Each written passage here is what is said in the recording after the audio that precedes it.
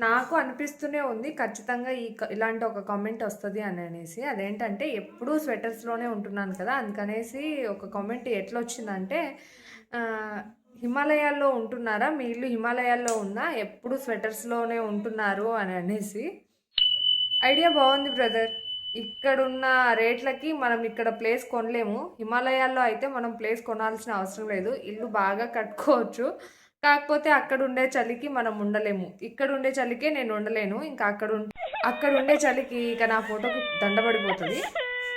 మేము north side ఉంటున్నామనమాట. ఇక్కడ కొంచెం చలి ఎక్కువగానే ఉంటది.